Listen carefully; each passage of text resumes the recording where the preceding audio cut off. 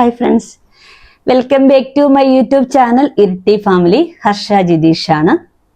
എനിക്ക് ഓൾറെഡി റേഡിയേഷനൊക്കെ ആയിരുന്നു. ഇപ്പൊ 1 മാസത്തെ റേഡിയേഷനൊക്കെ ഉണ്ടായിരുന്നു. ഇപ്പം ഈ ആഴ്ചത്തേക്ക് ഏകദേശം ഒരു കംപ്ലീറ്റ് ആകുന്ന ഒരു അവസ്ഥയാണ്. പക്ഷെ എനിക്ക് കുറച്ച് ക്ഷീണങ്ങളുണ്ടായിരുന്നു റേഡിയേഷന്. ഞാൻ പറയുന്നുണ്ടായിരുന്നു കീമോയ്ക്ക് മാത്രമാണ് പ്രശ്നങ്ങൾ, റേഡിയേഷൻ ഓൾറെഡി സ്റ്റാർട്ട് ആകുമ്പോൾ നമുക്ക് ക്ഷീണങ്ങളില്ല എന്നൊക്കെ പറയുന്നുണ്ടായിരുന്നു. പക്ഷെ ആദ്യം റേഡിയേഷൻ നമുക്ക് സ്റ്റാർട്ട് ആകും, നമുക്ക് ക്ഷീണങ്ങളൊന്നുമില്ല. പിന്നെ ഒരു കാര്യങ്ങളുണ്ട്, എല്ലാവർക്കും ഒരുപോലെയല്ല. കാരണം 10 വ്യക്തികളുണ്ടെങ്കിൽ ആ 10 വ്യക്തികളുടെ ബോഡി ഒക്കെ പല രീതികളിലായിരിക്കാം. നമുക്ക് സർജറി ആയിക്കോട്ടെ, കീമോ ആയിക്കോട്ടെ, റേഡിയേഷൻ ആയിക്കോട്ടെ, നമുക്ക് പല രീതികളിലേ വരത്തുള്ളൂ. ഇപ്പം നമ്മളിപ്പം ആരോടും പൊതുവില് നമുക്ക് റേഡിയേഷൻ നമുക്ക് എത്രത്തോളം എഫക്ട് ചെയ്തു, അല്ല കീമോ എത്രത്തോളം എഫക്ട് ചെയ്തു, കീമോ എത്രത്തോളം പേടിപ്പെടുത്തുന്നതാണോ എന്നൊക്കെ നമ്മൾ ചിന്തിക്കാറുണ്ട്, എല്ലാവരും ചോദിക്കാറുണ്ട്. പക്ഷേങ്കില് കീമോ ചിലർക്ക് പല രീതികളിലാണ് എഫക്ട് ചെയ്യുക. ഇപ്പം ഓൾറെഡി ഞാൻ പറയാണ്, ഇപ്പം ഞാൻ റേഡിയേഷനൊക്കെ പോകുന്ന ഒരു ടൈമില് ഓൾറെഡി എനിക്ക് കീമോയ്ക്ക് നല്ല പ്രശ്നങ്ങളുണ്ടായിരുന്നു. പക്ഷെ ഞാൻ ഒത്തിരി ആൾക്കാരായിട്ട് ഞാൻ സംസാരിക്കുമ്പം അവർക്ക് ഒരു കീമോയുടെ ഒരു സൈഡ് എഫക്റ്റ് ആയിട്ട് അവരുടെ കയ്യിലൊക്കെ ശരിക്കും നമുക്ക് വിരലുകളിൽ ഒരു ബ്ലാക്ക് കളർ ചിലർക്ക് ഉണ്ടാകാം, ചിലർക്ക് നമ്മുടെ കാൽപ്പത്തിയില് കൈപ്പത്തിയില് ഒക്കെ ബ്ലാക്ക് ഉണ്ടാവും, പിന്നെ നഖങ്ങളിലൊക്കെ ബ്ലാക്ക് ഉണ്ടാവും. ഓൾറെഡി എൻ്റെ നഖമൊക്കെ ഓൾറെഡി നല്ല പെർഫെക്റ്റ് ആയിട്ടുണ്ട്. പക്ഷെ ചെറിയൊരു ബ്ലാക്ക് ഒക്കെ ഈ ഒരു നഖത്തിലൊക്കെ ചെറിയൊരു ബ്ലാക്ക് ഒക്കെ ഉണ്ടായിരുന്നു. ഓൾറെഡി എല്ലാം കറക്റ്റ് ആയിരുന്നു, ഇപ്പൊ എല്ലാം കവറായി. പക്ഷെ എല്ലാവർക്കും ഒരുപോലെയല്ല, പലർക്കും പല രീതിയിലാണ്. അതുപോലെ തന്നെ റേഡിയേഷൻ എന്ന് പറഞ്ഞൊരു സംഭവം എന്നെ കുറച്ച് ഏറെ ബാധിച്ചിട്ടുണ്ടായിരുന്നു. പിന്നെ ഞാനത് പുഞ്ചിരിയോടെ നേരിട്ടു എന്ന് പറഞ്ഞിട്ട് കാര്യമില്ല. കാരണം എനിക്ക് കുറച്ച് ബുദ്ധിമുട്ടുകൾ വന്നിട്ടുണ്ടായിരുന്നു. കാരണം ഈ ഒരു സമയത്തും എനിക്ക് കീമോയുടെ പോലെ തന്നെ കോൺസ്റ്റിപ്പേഷൻ ഉണ്ടായിരുന്നു. കോൺസ്റ്റിപ്പേഷൻ ഉണ്ടെന്ന് പറഞ്ഞ് ഡോക്ടറെ കാണിച്ചിട്ടുണ്ടായിരുന്നു. അപ്പോൾ ഓൾറെഡി നമുക്ക് ക്രമാഫിൻ എന്നൊക്കെ പറഞ്ഞൊരു മരുന്ന് തന്നിട്ടുണ്ടായിരുന്നു. അപ്പം അത് കഴിക്കുന്നുണ്ടായിരുന്നു. അപ്പം രണ്ടാമതും പ്രശ്നങ്ങൾ പറഞ്ഞ് ഞാൻ എപ്പോഴും ഡോക്ടേഴ്സിനെ ഇങ്ങനെ ഓടി ബുദ്ധിമുട്ടിപ്പിച്ചുകൊണ്ട് അവർ പറഞ്ഞിട്ടുണ്ടായിരുന്നു ഒരു 10 മില്ലി 15 മില്ലി കഴിക്കുന്ന 3 നേരം കഴിക്കുക. അതും ഞാൻ കഴിച്ചിട്ടുണ്ടായിരുന്നു. പക്ഷെ എങ്കിലും എനിക്കത് മാറ്റിയില്ലായിരുന്നു.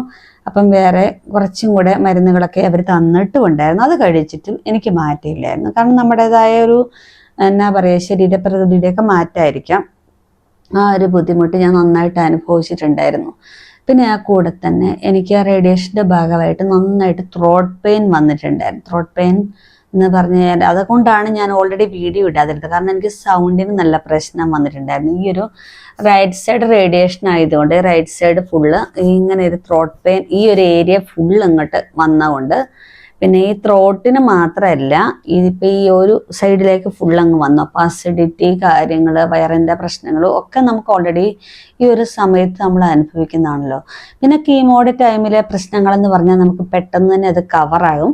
പക്ഷേ റേഡിയേഷൻ ടൈമിലെ പ്രശ്നങ്ങൾ നമുക്ക് പെട്ടെന്ന് അങ്ങനെ കവറാവത്തില്ല. കുറച്ച് കാലങ്ങൾ മുമ്പോട്ടേക്ക് പോയിട്ടേ കവറാവത്തുള്ളൂ. കാരണം റേഡിയേഷൻ എന്ന് പറഞ്ഞാൽ നമുക്ക് പെട്ടെന്ന് സൈഡ് എഫക്റ്റ് പെട്ടെന്ന് ബാധിക്കുന്നതല്ല. അത് കാരണം ചെറിയ രീതിയിൽ അത് വന്നാലും നമുക്കത് കവറായി വരാൻ കുറച്ച് ടൈമും കൂടെ എടുക്കണ്ട.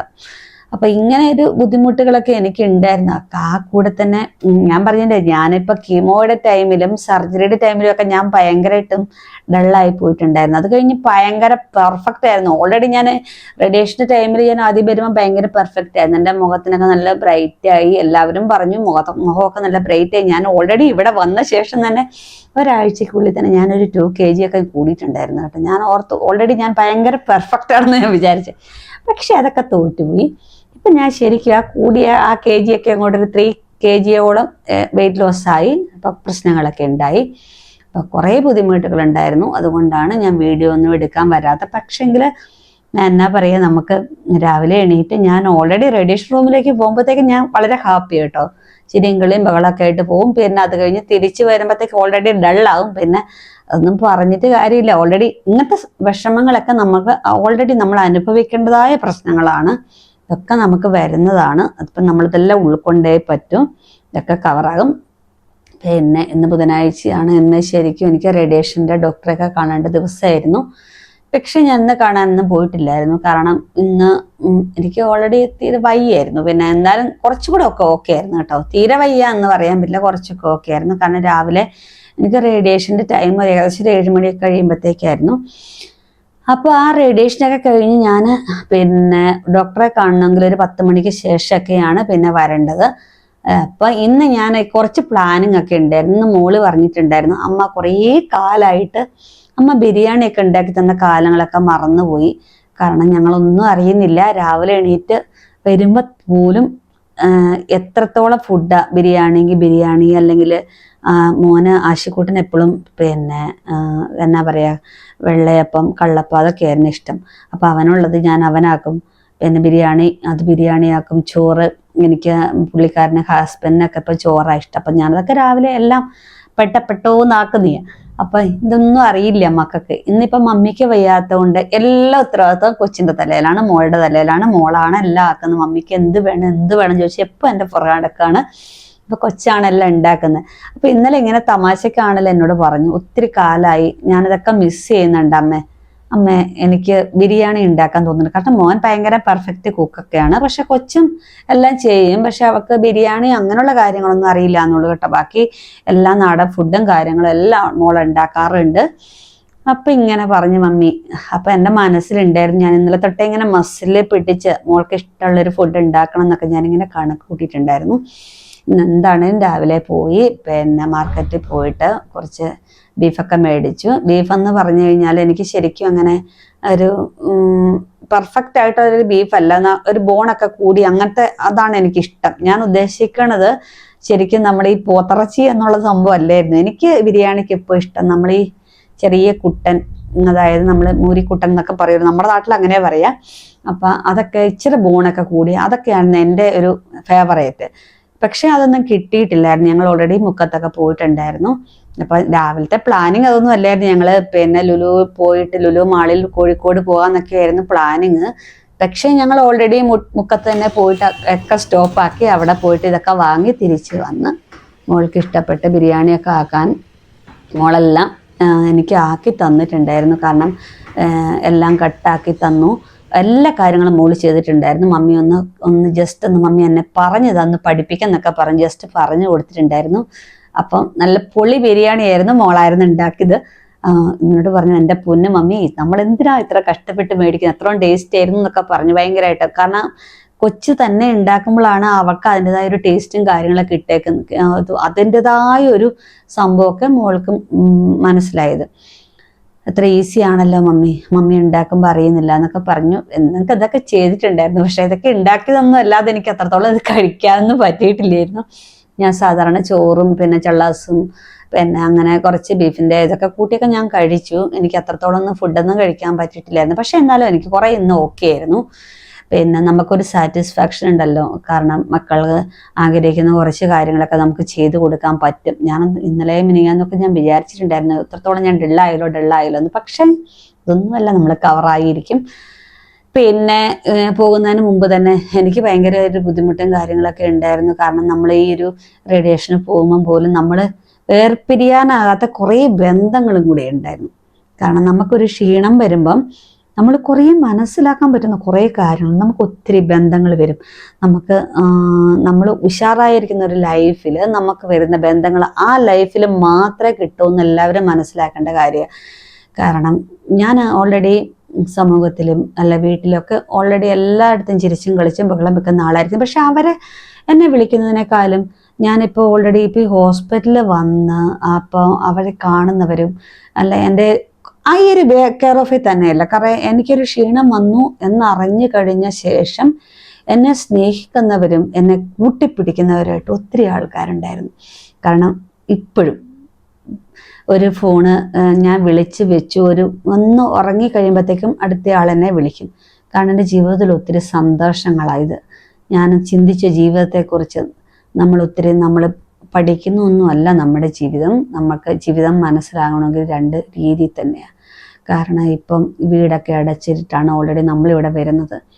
ഇതുപോലെ തന്നെ ഇവിടെ കണ്ടവർ പകുതിക്ക് മേലെ, അതായത് നമ്മുടെ ഈ ഇരിട്ടിക്കാര് ഉളിക്കലുകാരൊക്കെ ആയിട്ട് ഞാൻ കുറേ ആൾക്കാരുമായിട്ട് ഇവിടെ പിന്നെ ഹോസ്പിറ്റലിൽ വന്നിട്ടൊക്കെ കണ്ടിട്ടുണ്ടായിരുന്നു. എല്ലാവരും വീടും അടച്ചിട്ട്, അല്ലാതെ വീട് പറമ്പ് സ്വത്ത് ഒന്നും വേണ്ട. കാരണം എല്ലാവരും എല്ലാം കളഞ്ഞിട്ടാണ് ഇവിടെ വന്നിരിക്കുന്നത്. ഇതെല്ലാം പിന്നെ ഇതിനു വേണ്ടി തത്രപ്പെടുന്നവർക്കൊക്കെ ഇതൊക്കെ വെറുതെ കേട്ടോ. നമ്മുടെ സ്നേഹവും നമ്മുടെ കാര്യവും ഒക്കെ വേണം, ഇല്ല എന്നല്ല. പക്ഷെ ഇതിനു വേണ്ടി മാത്രം ജീവിക്കുന്നവരുണ്ട് സമൂഹത്തിൽ എന്നുള്ളത് വേറൊരു എന്നാ പറയുക, പഠിക്കേണ്ടതായ കാര്യങ്ങളാണ്. എന്താണേലും ഞാൻ ഭയങ്കര ഹാപ്പിയാണ്. ഇനിയിപ്പം നാളെ തിരക്കായിരിക്കാം. നാളെ ഇപ്പം രാവിലെ തന്നെ റേഡിയേഷന് പോയിട്ട് പിന്നെ ഓങ്കോളജിസ്റ്റിനെ കാണണം, കുറച്ച് കാര്യങ്ങളൊക്കെ ഉണ്ട്. അപ്പം അതെല്ലാം കഴിഞ്ഞ് ഓങ്കോളജിസ്റ്റിനെ കാണണം, പിന്നെ റേഡിയോ, പിന്നെ തെറാപ്പി ചെയ്യുന്ന ഡോക്ടറെ കാണണം, പിന്നെ ഫിസിയോതെറാപ്പിസ്റ്റിനെ കാണണം.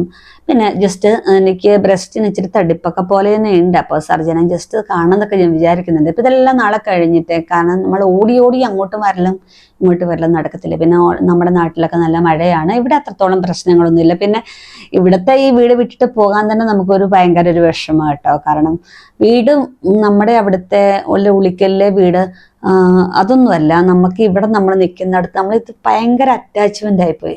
ഇവിടുത്തെ വീട്, നമുക്ക് വീട് തന്ന ഒരു ഉപ്പ ഉണ്ടായിരുന്നു.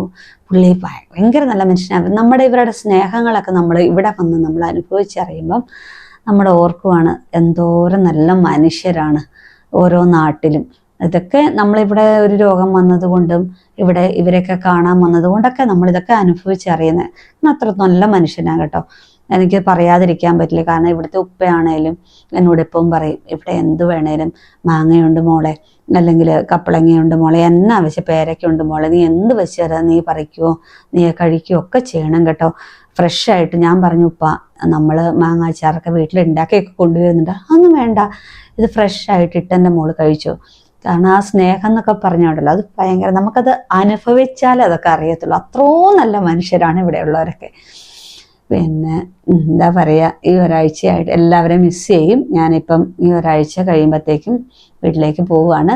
പിന്നെ അങ്ങനെയൊക്കെ ഇരിക്കുന്നു. അങ്ങനെ എൻ്റെ സന്തോഷങ്ങളും വിഷമങ്ങളും അങ്ങനെയൊക്കെ ഉണ്ട്. സന്തോഷത്തെക്കാളും വിഷമങ്ങളും സങ്കടങ്ങളൊക്കെ ഉണ്ട് കേട്ടോ. വിഷമം എന്ന് പറയാൻ നമുക്ക് ഓൾറെഡി നമുക്ക് അത്രത്തോളം ഒന്നും നമ്മുടെ ആരോഗ്യസ്ഥിതിയൊന്നും അത്ര നല്ലതല്ലല്ലോ.